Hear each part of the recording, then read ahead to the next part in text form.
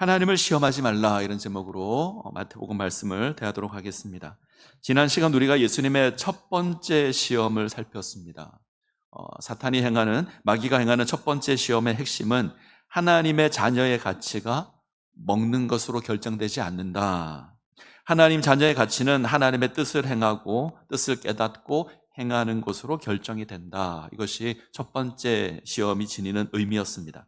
우리 일상에 필요한 것은 하나님께서 책임지는 겁니다. 때문에 무엇을 먹을까, 무엇을 마실까, 무엇을 입을까 염려하지 말아야 합니다. 하나님께서 다 책임지실 겁니다. 때문에 그것을 구하는 것이 아니라 하나님의 나라와 하나님의 의를 구해야 한다. 이것이 첫 번째 시험이고요. 오늘 두 번째 시험을 대할 텐데, 이 첫 번째 시험에서 예수님께서 시험을 어떻게 이기냐면 성경 말씀을 인용함으로 이깁니다. 신명기 말씀을 인용함으로 마귀의 유혹을 뿌리칩니다. 그러자 이제는 마귀가 이 상황을 그대로 이제 활용을 합니다. 예수님을 데리고 거룩한 성으로 데리고 가서 성전 꼭대기에 세웁니다. 그리고 그곳에서 예수를 향해서 네가 하나님의 아들이라면 뛰어내리라. 자, 4장 6절을 한번 볼까요? 4장 6절 같이 읽겠습니다. 이르되 네가 만일 하나님의 아들이거든 뛰어내리라 기록되었으되 그가 너를 위하여 그의 사자들을 명하시리니 그들이 손으로 너를 받들어 발이 돌에 부딪히지 않게 하리로다 하였느니라. 마귀는 예수님을 향해서 하나님의 아들이라면 뛰어내리라 이렇게 요구하면서 성경 말씀을 인용을 합니다. 마귀는 하나님께서 당신의 백성을 지킨다라고 약속하신 이 약속의 말씀을 그대로 가지고 와서 하나님의 말씀을 그대로 인용합니다. 그리고 이것으로 시험합니다. 지금 마귀가 인용한 말씀은 시편 91편의 말씀입니다. 자, 91편 11절 12절 자막을 한번 보죠. 시편 91편 11절 12절 같이 읽습니다. 그가 너를 위하여 그의 천사들을 명령하사 내 모든 길에서 너를 지키게 하심이라. 그들이 그들의 손으로 너를 붙들어 발이 돌에 부딪히지 아니하게 하리로다. 이 구절의 의미는 분명합니다. 하나님께서 당신의 백성을 지키시고 보호하신다. 아마 우리가 이 말씀을 대한다면 아멘 할 겁니다. 고난 가운데 있지만 하나님께서 천사들을 보내어서 당신의 백성을 지킬 것이다. 천사를 보내서 발이 돌에 부딪히지 않도록 잘 막아주실 것이다. 마귀가 이 말씀을 그대로 인용합니다. 그리고 예수님을 시험합니다. 좀 놀랍지 않습니까? 마귀가 하나님의 말씀을 사용합니다. 신기하지 않나요? 아주 재밌는 부분인데 예수님께서 말씀을 인용하시니 나도 성경을 인용할 수 있어 이러면서 구약의 말씀을 그대로 인용합니다. 제가 어릴 때 상상했던 거고요. 가끔 영화에서도 봤습니다. 마귀에게 시험을 받을 때 성경책을 이렇게 붙들고 가면 왠지 이길 것 같은, 그죠? 마귀가 덤비지 못할 것 같은 그런 상상을 많이 했는데 오늘 본문을 보면 그게 맞지 않았던 것 같습니다. 마귀는 성경을 알고요. 암송까지 합니다. 인용까지 합니다. 이상하게 보일 수 있지만 사실 이상한 게 아닙니다. 오늘날 이단들은 성경을 사용하죠. 성경을 인용하고 자기 마음대로 활용도 합니다. 문제는 자기들 마음대로 곡해해서 자기 마음대로 해석하는 게 문제지 이들은 얼마든지 성경을 사용합니다. 마귀는 하나님 말씀에 순종하지 않습니다. 마귀는 성경을 알지만 성경 말씀을 통해서 하나님을 섬기지도 않습니다. 도리어 자기 주장을 위한 근거로 삼습니다. 오늘 본문에서는 마귀가 유혹하기 위해서 하나님의 말씀을 사용합니다. 성경을 읽고 하나님을 섬기고 예수를 믿고 이러지 않습니다. 자기 마음에 드는 구절만 뽑아서 자기 유익을 위해서 사용합니다. 마귀가 그렇게 합니다. 이단도 그렇게 합니다. 자, 오늘 마귀의 모습을 잘 보시면 예수님을 거룩한 성으로 데려갑니다. 거룩한 성은 예루살렘입니다. 그리고 성전 꼭대기에 세웁니다. 하나님의 도성이라 불리는 예루살렘, 하나님의 이름을 두신 거룩한 성전 꼭대기에 예수를 세웁니다. 하나님의 이름을 둔 가장 거룩한 곳, 그죠? 하나님의 도성, 하나님의 성전 꼭대기. 하나님을 섬기는 종교의 모습이 가장 선명하게 나타나는 곳일 겁니다. 어쩌면 하나님의 영광이 가장 선명하게 나타나는 곳이 그곳일 겁니다. 하나님을 섬기는 백성의 입장에서 보게 되면 하나님을 가장 선명하게 확인할 수 있는 곳이 그곳일 겁니다. 아마 바라보기만 해도 은혜가 되는 곳이 그곳일 겁니다. 첫 번째 시험의 장소와는 정반대 개념입니다. 첫 번째는 광야였습니다. 도무지 하나님의 도움이 없을 것 같은 곳, 하나님을 확인하기 어려운 곳, 광야입니다. 근데 지금은 예루살렘에 있는 하나님의 성전의 꼭대기에 세웠습니다. 하나님이 가장 잘 확인되는 곳. 이곳에서 하나님의 말씀을 선포합니다. 아주 은혜가 되는 말씀. 듣기만 해도 우리가 아멘 이렇게 화답할 말씀, 그 말씀을 인용합니다. 하나님께서 자기 백성을 모든 길에서 지켜서 보호하신다. 천사를 보내어서 발이 돌에 부딪히지 않게 지키겠다 약속하신 그 말씀을 인용합니다. 그리고 유혹하죠. 정말 그런지 한번 확인해봐. 정말 그런지 한번 확인해봐라. 하나님께서 너를 지키신다고 했는데 정말 그런지 한번 확인해봐. 하나님의 임재가 가득히 느껴지는 그 장소입니다. 거룩한 성, 하나님의 성전, 하나님의 말씀, 하나님의 은혜가 가득히 느껴질 만한 그곳에서 하나님이 너를 지키는지 안 지키는지 한번 해봐. 굉장히 유혹이 강하죠. 여기서 우리는 고민을 좀 해야 합니다. 우선 마귀가 이 시험을 통해서 얻고자 하는 게 뭘까 고민 한번 해보셔야 합니다. 마귀는 이 시험을 통해서 무엇을 얻고자 했을까? 하나님께서 약속을 지키지 않는 분이다라는 걸 보이고 싶어 했을까요? 하나님의 약속을 믿고 뛰어내렸는데 하나님 돕지 않는다, 이것을 보이는 게 마귀의 목적일까요? 아니면 하나님은 약속을 지키시는 분인데 인간 마음에 의심을 품게 해서 그 약속을 믿지 못하고 포기하게 만드는 게 마귀의 목적일까요? 어떤 걸까요? 뛰어내렸는데 하나님 돕지 않는다, 봐라 하나님 너와 상관없는 분이다, 이걸 보이기를 원했을까요? 아니면 하나님을 향해서 의심을 품게 만들고 하나님과의 관계를 깨도록 만들었을까요? 제가 보기에는 둘 다 아닌 것 같습니다. 사실 마귀는 예수가 어떤 선택을 하더라도 상관없습니다. 이렇게 생각해 보시죠. 예수께서, 우리가 생각하는 가장 좋은 그림이에요. 예수께서 하나님의 약속을 믿고 성전 꼭대기에서 뛰어내리고 약속대로 천사가 짠 하고 나타나서 예수를 붙들어 주어서 발이 돌에 부딪히지 않게 하신다. 이렇게 됐다면 이건 시험에서 이긴 걸까요? 어떻게 생각하십니까? 아닙니다. 그건 시험에서 진 겁니다. 마귀의 의도는 다른 데 있습니다. 예수님의 대답을 보시면 확인할 수 있는데, 자, 7절을 한번 볼까요? 7절 같이 읽습니다. 예수께서 이르시되 또 기록되었으되 주 너의 하나님을 시험하지 말라 하였느니라. 예수님께서는 하나님을 시험할 수 없다고 선언합니다. 시험하는 자체가 문제가 됩니다. 예수님의 대답은 하나님은 우리가 시험할 수 있는 분이 아니다. 하나님은 우리가 섬겨야 될 분이고 우리가 예배해야 될 분이지 우리가 우리 마음대로 시험할 수 있는 분이 아니다. 하나님은 우리가 섬겨야 할 대상이며 믿고 의지해야 될 대상이지 우리가 의심을 품고 시험해야 될 대상이 아닙니다.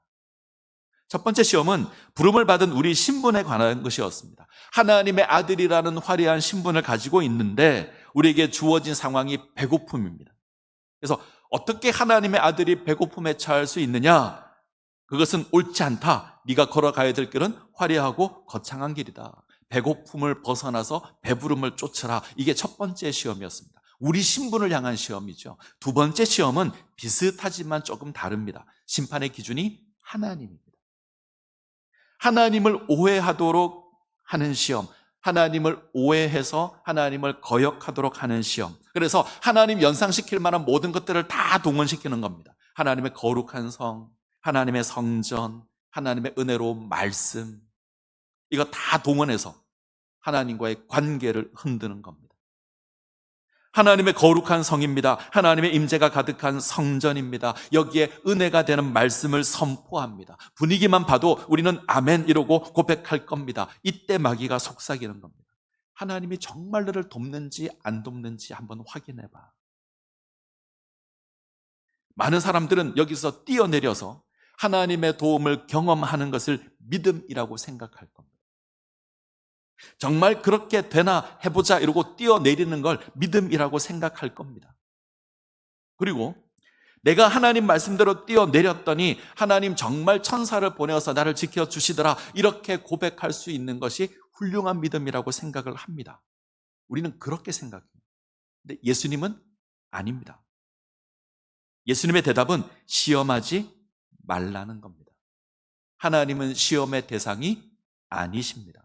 우리가 섬겨야 할 뿐이고 우리가 믿고 의지해야 될 뿐이지 우리가 확인하고 시험해야 될 그런 대상이 아닙니다.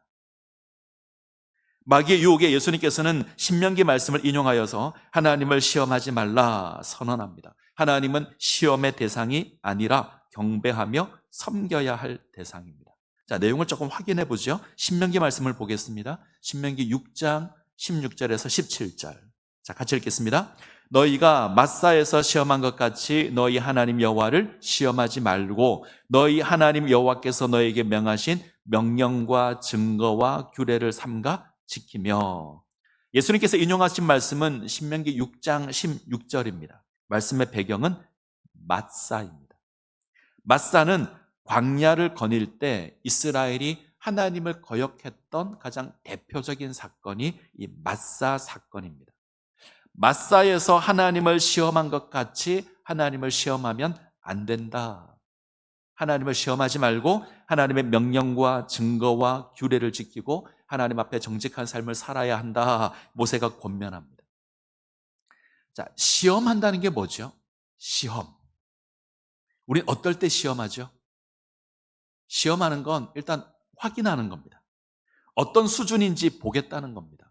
중간고사를 보고 기말고사를 치는 건 공부한 내용을 잘 알고 있는지 확인하겠다는 겁니다. 테스트를 하는 것도 있죠. 가끔 시내를 보면 이 차에 그 위장막을 씌우고 운행하는 차가 가끔 있습니다. 이제 새로 출시될 차인데 이 차를 이제 테스트를 하는 거죠. 운행전을 해봐서 혹시 문제가 있는지 없는지 확인합니다. 이렇게 테스트하는 차가 있습니다. 우리가 사용하는 물건의 대부분은 공장에서 수천 번, 수만 번 확인하고 시중에 나옵니다. 다 시험하는 과정을 거치는 거죠. 자격을 확인하는 시험도 있습니다. 우리가 어떤 자격증을 얻고자 할 때 그에 합당한 실력을 갖추고 있는지 확인하는 것도 시험입니다. 필기를 보거나 실기를 하거나 이런 시험도 있습니다. 자, 모세는 이스라엘을 향해서 마사에서와 같이 하나님을 시험하지 말라. 왜요? 시험하는 건 하나님을 확인해 보겠다는 겁니다. 우리의 하나님이 될 만한지 확인해 보겠다는 겁니다. 우리의 구원자가 맞는지 한번 확인해 보겠다는 겁니다. 테스트를 해 보겠다는 겁니다. 이게 얼마나 어리석은 겁니까? 먼지에 불과한 인생이 감히 창조주를 어떻게 우리가 하나님을 테스트할 수 있죠? 그런데 이 어리석은 행동을 이스라엘이 합니다. 자, 출애굽기 17장으로 가보죠. 이건 자막이 없습니다. 출애굽기 17장 1절부터 7절까지. 출애굽기 17장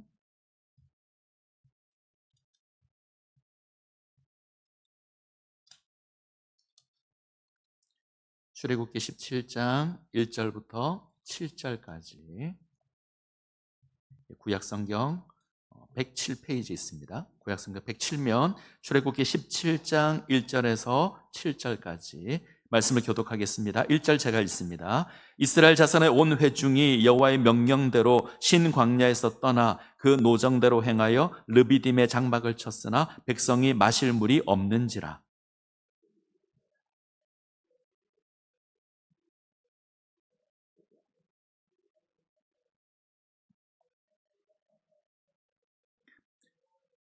거기서 백성이 목이 말라 물을 찾으매 그들이 모세에게 대하여 원망하여 이르되 당신이 어찌하여 우리를 애굽에서 인도해 내어서 우리와 우리 자녀와 우리 가축이 목말라 죽게 하느냐.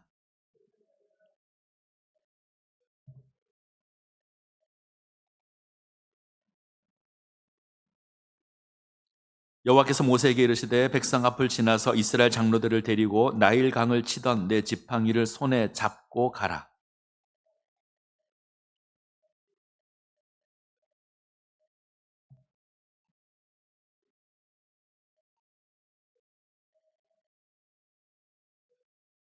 자, 같이 읽겠습니다. 그가 그곳 이름을 마사 또는 머리바라 불렀으니 이는 이스라엘 자손이 다투었음이요 또는 그들이 여호와를 시험하여 이르기를 여호와께서 우리 중에 계신가 안 계신가 하였음이더라.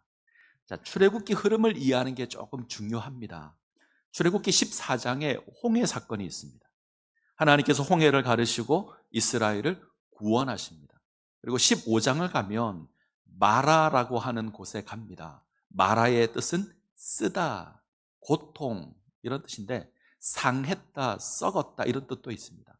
마라에서 물이 있는데 물이 상했습니다. 썩었습니다. 근데 하나님께서 이 물을 고치십니다. 그리고 16장에 가면 신광야에 가죠. 우리가 지난주에 살폈던 본문입니다. 먹을 것이 떨어집니다. 먹을 것이 없어 원망하는데 하나님께서 이스라엘에게 만나와 메추라기로 먹이십니다. 그리고 이제 주어진 것이 17장입니다. 르비딤이라는 곳에 옵니다. 이곳은 시내산에서 멀지 않습니다. 이번에는 물이 떨어집니다. 이에 백성들이 모세와 다투어서 물이 없음을 원망하고 물을 달라 요구합니다. 자, 3절을 보죠. 3절. 거기서 백성이 목이 말라 물을 찾으매 그들이 모세에게 대하여 원망하여 이르되 당신이 어찌하여 우리를 애굽에서 인도해 내어서 우리와 우리 자녀와 우리 가축이 목말라 죽게 하느냐. 당장 물이 없어서 원망합니다. 근데 성경은 이 사건에 대해서 단순히 물이 없어 원망했다 이렇게만 표현하지 않고요, 하나님을 시험했다. 자, 7절로 가죠. 7절 같이 읽겠습니다. 그가 그곳 이름을 마사 또는 머리바라 불렀으니 이는 이스라엘 자손이 다투었음이요 또는 그들이 여호와를 시험하여 이르시기를 여호와께서 우리 중에 계신가 안 계신가 하였음이더라.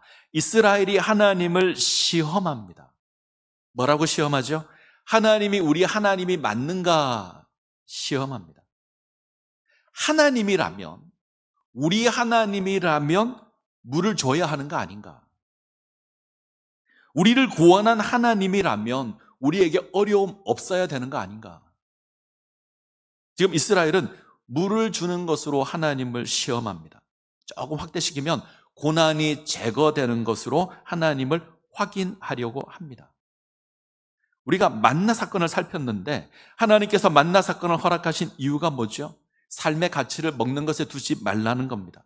인생은 먹기 위해서 존재하는 것이 아닙니다. 먹는 건 하나님이 책임지시는 겁니다. 매일 일용할 양식을 하나님 주십니다. 때문에 먹는 것이 인생의 가치나 목적이 될 수 없죠. 그 양식을 주시는 하나님이 우리의 목적이 됩니다.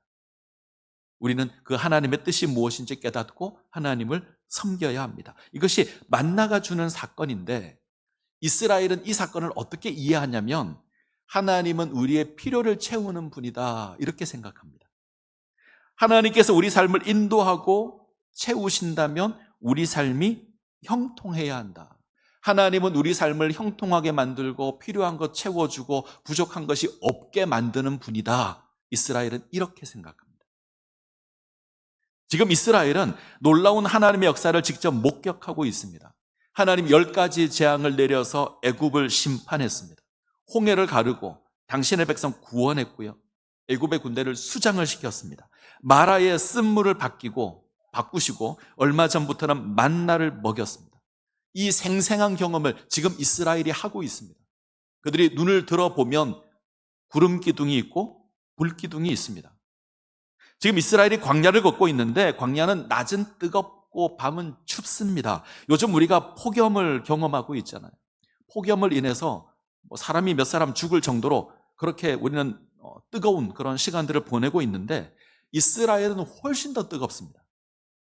근데 신기한 건 너무너무 뜨거운데 그늘만 들어가면 시원합니다.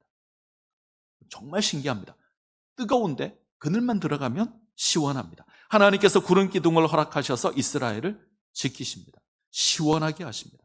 밤이 되면 기온이 뚝 떨어집니다. 낮에는 40도가 넘었다가 밤이 되면 갑자기 뚝 떨어지는데 너무 추워서 사람이 얼어 죽을 수도 있습니다. 하나님이 불기둥을 보내셔서 지키십니다. 자, 다시 볼까요? 애굽을 이겼습니다. 홍해를 가르셨고요. 마라의 상한물을 고쳤습니다. 만나를 주시고 메추라기를 주시고 눈을 들어보면 구름기둥이 보이고 이 구름기둥으로 뜨거운 태양을 막아주시고 불기둥을 보내주셔서 춥지 않게 지켜주시고 너무나 멋있는 하나님이신데 이 속에서 이스라엘은 어떤 생각을 가지냐면 하나님은 우리의 필요를 채우시는 분이다. 하나님은 우리를 형통하게 만들어주시는 분이다. 이런 기대를 가집니다. 아마 만나 사건은 이것을 더욱더 강하게 만들었을 겁니다. 이런 거죠. 하나님께서 나와 함께 하시면 내가 애굽을 이긴다. 하나님께서 나와 함께 하시면 내 인생에 저주가 없을 거다. 하나님께서 나와 함께 하시면 고통스러운 일이 없을 거다. 맞습니까? 틀립니까? 역시 대답을 잘해야 됩니다. 일단 맞죠? 하나님은 우리를 구원하시는 분이 맞습니다. 우리에게 재앙을 제거하시고 치료하시고 필요한 것을 주셔서 채우시는 분입니다. 때문에 다윗이 이런 고백도 하죠. 여호와는 나의 목자시니 내게 부족한 것이 없습니다. 고백도 합니다. 근데 문제는 하나님을 채우시는 분으로만 생각하면 안 됩니다. 나를 채워야 하는 하나님인데 지금 물이 없습니다. 광야에서 물이 없다는 건 죽는다는 얘기입니다. 광야에서 물이 없다는 건 바로 죽는다는 겁니다. 죽음입니다. 잘 될 거라고 생각을 했고 부족한 것이 없을 거라 생각했는데 죽음을 맞닥뜨리고 있는 겁니다. 때문에 원망하고 때문에 시험하기까지 합니다. 하나님 나를 채우시는 하나님 아니냐? 왜 내가 물이 없느냐? 내게 물을 달라 시험하는 겁니다. 이 시험의 제목이 이렇습니다. 하나님께서 우리 중에 계신가 안 계신가? 하나님이 우리와 함께 한다면 이러지 말아야 하는 거 아니냐? 하나님이 함께 한다는 증거를 보여봐라. 마실 것 우리에게 달라. 마귀의 고백을 그대로 가지고 오면 지금 내가 떨어지고 있으니 천사를 보내어서 나를 붙들어 봐라. 이런 겁니다. 하나님 내가 떨어지고 있으니 천사를 보내서 나를 잡아주십시오. 내가 지금 고난당하고 있는데 이거 하나님 내게 약속하신 것과 다르지 않습니까? 빨리 와서 나를 좀 도와주십시오. 이렇게 하는 겁니다. 지금 이스라엘이 하나님을 시험합니다. 하나님께 문제를 냅니다. 하나님 내가 목마릅니다. 이 문제 해결하십시오. 답은 뭐죠? 물을 주는 겁니다. 물을 주시는 하나님. 이 토마스 롱이라는 목사님이 계십니다. 이분이 이 두 번째 시험에 대해서 이렇게 해설을 하셨습니다. 제가 그대로 읽어드리겠습니다. 하나님의 약속을 정말, 자막을 있습니다. 하나님의 약속을 정말 그렇게 되나 보자라고 시험해 보는 것은 믿음이 아니라 근본적으로 하나님을 의심한다는 증거이다. 이렇게 하는 것은 우리가 모든 일에 책임을 가진 하나님의 위치에 서고 하나님을 우리의 종처럼 취급하는 것과 같다. 다시 한번요. 하나님의 약속을 정말 그렇게 되나 보자라고 시험해 보는 것은 믿음이 아니라 근본적으로 하나님을 의심한다는 증거이다. 이렇게 하는 건 우리가 모든 일에 책임을 가진 하나님의 위치에 서고 우리가 하나님이 되고 하나님을 우리 종처럼 취급하는 것과 같다. 우리가 하나님의 약속을 주장함으로 이렇게 해달라고 요구하는 건 믿음이 아니랍니다. 하나님 의심하는 거랍니다. 그것은 내가 하나님 자리에 서고 하나님을 종처럼 취급하는 것과 같습니다.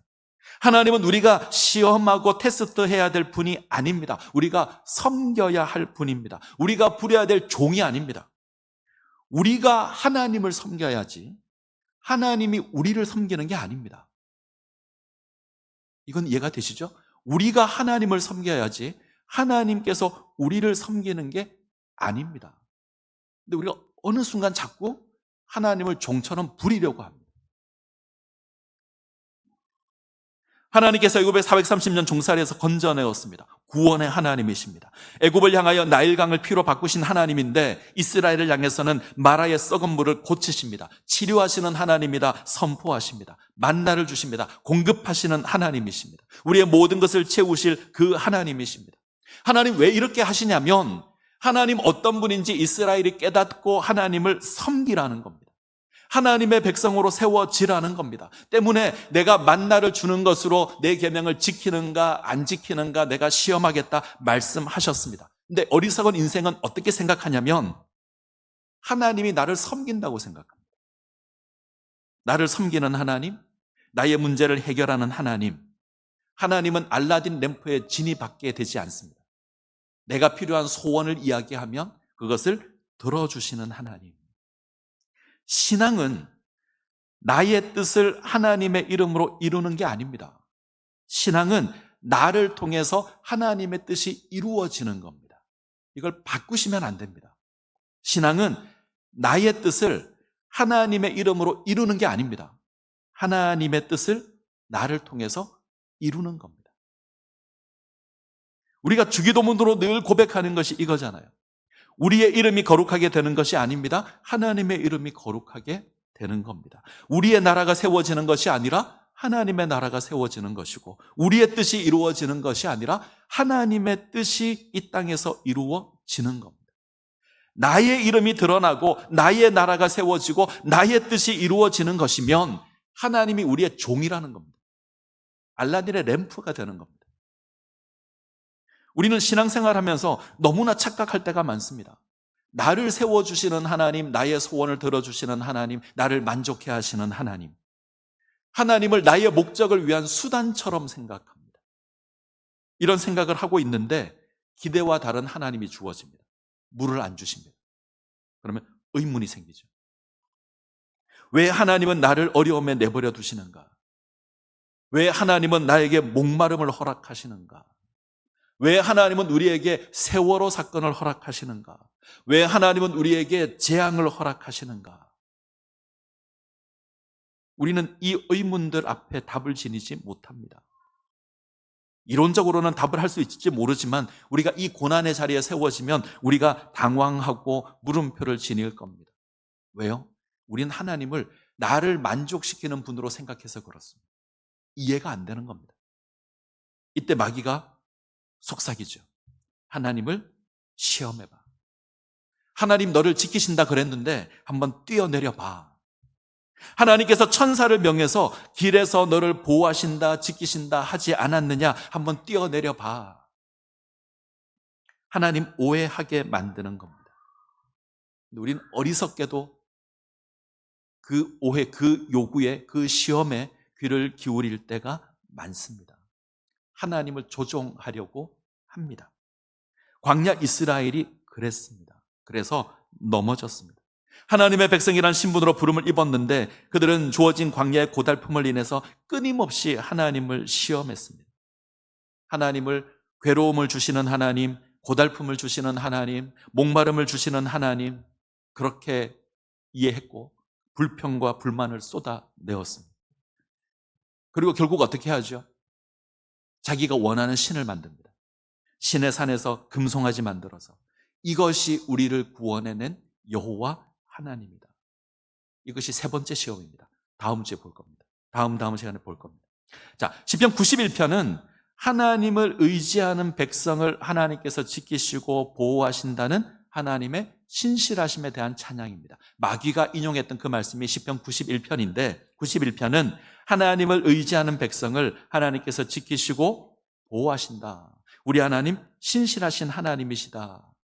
우리 하나님 요새가 되시며 피난처가 되십니다. 사냥꾼의 덫과 죽음의 전염병에서 건져주는 분이십니다. 공포스러운 밤에서 건져주실 것이고 낮에 임할 원수의 위협에서 건져주시는 분입니다. 그가 나를 위한 방패가 되셔서 우리를 지키실 겁니다. 이러한 찬양의 고백 가운데 나온 것이 천사를 명해서 길마다 지키시고 발이 돌에 부딪히지 않게 하실 것이다. 하나님 말씀하셨습니다. 당신을 사랑하는 자를 하나님 지키시고 높이시겠다. 하나님을 의지하는 자를 붙드시고 모른 척하지 않겠다. 자, 이것이 91편인데 우리가 기억해야 될 것이 있습니다. 이 약속은 아무런 어려움에 처하지 않겠다는 게 아닙니다. 내 인생에 푸른 초장과 실만한 물가만 있을 거다, 이것을 약속하는 게 아닙니다. 사망의 음침한 골짜기도 있습니다. 고난도 있을 겁니다. 있지만 하나님께서 건지시고 인도하십니다. 원하는 목적지까지 이끌고 가십니다. 자, 이 성실을 이야기하는 거지 아무런 어려움 없고 아무런 고난이 없다를 이야기하는 게 아니라는 말입니다. 하나님께서는 우리로 하여금 어려운 상황에 거하게 하실 수 있습니다. 때때로 우리가 고난당할 때 침묵하실 수도 있습니다. 그럼에도 불구하고 분명한 건 하나님의 인자하심과 하나님의 신실하심입니다. 하나님의 인자하심, 하나님의 사랑하심 변하지 않습니다. 하나님의 신실하심, 약속하신 것 끝까지 지키시는 하나님이십니다. 우리가 고난당해도, 우리가 어려움 당해도, 우리가 환난 가운데 있어도 하나님 우리를 잡은 그 손 놓지 않으십니다. 우리 포기하지 않고 우리를 하나님의 백성으로 세워 가시는 하나님이십니다. 그래서 우리가 늘 고백하잖아요. 그 무엇도 하나님의 사랑에서 끊을 수 없습니다. 환난이나 곤고나 핍박이나 기근이나 적신이나 위험이나 칼도 우리를 하나님의 사랑에서 끊을 수 없습니다. 사망이나 생명이나 천사들이나 권세자들이나 현재일이나 장래일이나 능력이나 높음이나 기품이나 다른 어떤 피조물이라도 우리를 하나님의 사랑에서 끊을 수 없습니다. 하나님은 우리를 포기하지 않고 끝까지 우리를 지키시고 원하는 수준으로 이끌고 가실 겁니다. 이게 하나님의 선하심입니다. 내가 원하는 것 그냥 주시는 하나님이 아닙니다. 하나님 내가 돈이 필요합니다. 그러면 하나님이 현금 지급기가 되어서 돈을 허락하시는 하나님이 아닙니다. 하나님 내가 집이 필요합니다. 그러면 집을 뚝딱 지어주시는 하나님이 아니라는 말입니다. 하나님께서 원하시는 건 우리를 하나님의 백성으로 세워가는 겁니다. 하나님이 원하시는 그 백성의 수준으로 만들어 가시는 겁니다. 이것을 위해서 광야를 걷게 하시고 때로는 고난도 경험하게 하시고 때로는 홍해도 지나가게 하시고 때로는 마라에 치료하시는 하나님도 경험하게 하시고 때로는 일용할 양식을 허락하시는 그 신광야도 경험하게 하시는 겁니다. 아말렉과의 전쟁에서 이기게 하시는, 승리하게 하시는 하나님도 경험하게 하는 겁니다. 하나님 이 모든 과정을 통해서 우리를 하나님의 백성으로 세워가는 겁니다. 세상에 공부하기를 좋아하는 사람은 없습니다. 너 공부할래, 놀래? 그러면 누구나 논다를 선택합니다. 만약에 공부하는 것이 노는 것보다 좋다라는 사람이 있으면 그 사람은 좀 이상한 사람일 겁니다. 인간은 기본적으로 놀기를 좋아합니다. 그래서 우리 자녀들은 죽도록 공부를 안 하려고 합니다. 그런데 만약 부모가 그래 내가 너를 사랑하니 네가 원하고 네가 하고 싶은 대로 해라. 펑펑 한번 놀아라. 공부는 절대 하지 말고 놀기만 하라. 이래서 완전히 놀린다면, 학교도 보내지 않는다면, 하고 싶은 것 하고 먹고 싶은 것 다 해주고 놀고 먹고 자고 이것만 시킨다면 그건 부모가 아닐 겁니다. 그죠? 그렇게 할 부모는 없습니다. 정상적인 부모라면 공부를 안 하고 노는 자녀를 잡아다가 혼을 내어서라도 공부를 시킵니다. 이게 정상인 겁니다. 정도의 차이는 있지만 이게 정상이죠. 이게 부모의 사랑입니다. 근데 이렇게 공부를 시키는 부모를 자녀들은 이해를 잘 못합니다. 저희 집 아이들이 방학이 방학 같지 않답니다. 더 자고 싶고 더 놀고 싶은데 그럴 수 없다고. 아이들이 그러면 이제 어떤 생각을 하죠? 우리 엄마 아빠는 진짜 엄마 아빠가 아닌가 봐 이 생각도 하고 나는 다리 밑에서 주워왔나 보다 뭐 이런 생각도 하고 그럽니다. 하나님께서 우리를 자녀로 불렀습니다. 자녀로 부름을 받았다고 하지만 노예로 살았던 근성을 그대로 가지고 있습니다. 무려 430년을 노예로 살았잖아요. 이들은 풍요롭게 가지기를 원하고 즐기기를 원하고 편한 것을 찾습니다. 때문에 하나님을 향해서 늘 요구하는 건 내가 편하고 내가 만족하고 내가 즐길 수 있는 것 공급해 달라고 합니다. 그것을 기대합니다. 먹을 것 달라고 하고 마실 것 달라고 합니다. 그것을 허락하시는 하나님으로 생각합니다. 근데 하나님은요, 노예 근성을 고쳐서 하나님의 백성으로 만들고 싶어 하십니다. 우리의 죄악된 속성을 고쳐서 하나님의 자녀 되게 하실 겁니다. 때문에 어려움도 겪게 하시고 고달픔도 겪게 하십니다. 이것을 위해서 광야를 걷게 하십니다. 하나님의 사랑은 우리가 원하는 것을 무조건 들어주시는 사랑이 아닙니다. 무엇을 하든지 가만히 내버려 두는 것은 사랑이 아닙니다. 하나님의 사랑은 하나님 당신이 원하는 수준으로 우리를 세워가는 겁니다. 하나님은 이것을 위해서 그 어떤 것도 아끼지 않을 겁니다. 자기 아들까지 아끼지 않으신 하나님이십니다. 필요한 것이 있다면 다 허락해 주실 겁니다. 때문에 우리에게 요구되는 게 뭐죠? 하나님을 의지하고, 하나님을 믿고, 하나님을 신뢰하고. 비록 내가 고난 가운데 있지만, 비록 내가 어려움 가운데 있지만, 내가 이해할 수 없는 상황 가운데 놓이지만, 그럼에도 불구하고 하나님 믿고, 하나님 신뢰하고, 하나님 의지해야 합니다. 하나님을 시험하는 게 아닙니다. 이 일에 지녀야 될 자세가 있습니다. 그것은 하나님의 다른 모습을 인정하는 겁니다. 이걸 잘 기억하셨으면 좋겠습니다. 우리가 하나님의 다른 모습을 인정해야 합니다. 우리는 피조물입니다. 우리는 창조주 하나님을 완전히 알 수 없습니다. 유한한 우리가 무한한 하나님을 알 수 없습니다. 우리는 우물 속에 있는 개구리에 불과합니다. 우리 눈에 보이는 그것이 하나님의 전부라고 생각하시면 안 됩니다. 우리에게 필요한 건 하나님 인정하는 겁니다. 때때로 나의 생각과 다른, 때때로 나의 기대와 다른 그 하나님 만나게 될 때 그 하나님을 인정하는 겁니다. 자, 마귀를 잘 보시죠. 마귀가 기록되었으되라고 하나님 말씀을 인용합니다. 마귀는 사람들이 기대하는 하나님의 모습을 소개하며 우리를 시험합니다. 우리가 이 하나님만 알고 있다면, 자기 백성을 지키겠다 약속하신 그 하나님만 알고 있다면 우리는 마귀 유혹에 넘어질 겁니다. 근데 예수님께서 이렇게 말씀하시죠. 또 기록되었으되. 마귀는 기록되었으되, 그런데 예수님은 또 기록되었으되라고 대응하십니다. 굉장히 재밌는 부분인데 말씀으로 시험하자 다시 말씀으로 대응하십니다. 마귀가 기록되었으되라고 하자 예수님은 또 기록되었으되라고 대응하십니다. 이 부분이 의미가 있습니다. 세상에서 제일 무서운 사람이 누군지 아십니까? 책을 안 읽은 사람. 책을 안 읽은 사람이 책을 읽은 사람보다 무섭습니다. 네, 더 무서운 사람이 있는데 혹시 아십니까? 책을 한 권만 읽은 사람. 이 사람이 정말 무섭습니다. 한 권만 읽은 사람은 그게 전부라고 생각합니다. 신앙에 있어서도 이런 게 있죠. 성경 말씀 한 구절만 붙들고 사는 사람이 무섭습니다. 성경은 66권이나 있는데 나머지 다 무시하고 하나만 딱 붙들고 사는 인생이, 그런 인생이 어리석은 인생입니다. 인간은 어리석은 생각으로 하나님만 생각합니다. 욥의 세 친구가 그랬습니다. 이들은 행위 화복의 하나님, 인과응보의 하나님만 생각합니다. 의를 행하면 복을 받고 죄를 지으면 벌을 내리시는 하나님.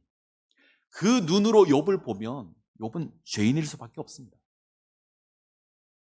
시편 91편만 가지고 하나님을 설명할 수 없습니다. 한 구절만 가지고 하나님의 모든 것을 설명할 수 없습니다. 성경은 66권입니다. 많은 저자가 기록했고 오랜 시간 기록했습니다. 다양한 상황 속에서 다양한 하나님에 대한 고백이 등장합니다. 시편만 봐도 감사시가 있고 찬양시가 있지만 탄식시도 있고 심지어 저주시도 있습니다. 그때그때 경험하는 하나님이 다르다는 겁니다. 그 하나님 인정하셔야 합니다. 말씀을 맺겠습니다. 마귀는 끊임없이 우리를 시험할 겁니다. 마귀는 포기하지 않고 우리를 시험할 겁니다. 심지어 하나님의 말씀까지 동원해서 우리를 미혹하게 할 겁니다. 하나님을 시험하라 유혹할 겁니다. 이때 우리는 변함없이 우리를 세우시는 하나님 기억하셔야 합니다. 그 하나님 신뢰하셔야 합니다. 기대와 다른 상황이 주어진다고 할지라도 나를 향한 그 하나님의 인자하심이 변하지 않고 나를 향한 그 신실하심이 변하지 않음을 기억하시고 하나님 의지하시고 하나님 바라보시고 하나님 소망하셔야 합니다. 그때 우리가 하나님 앞에 온전하게 세워질 겁니다. 믿음은 나의 뜻을 이루기 위해서 하나님을 동원하는 게 아니고요. 하나님의 뜻을 이루기 위해서 우리가 하나님을 섬기는 겁니다. 이 모습 가운데 세워지시기를 간절히 소원합니다. 기도하시겠습니다.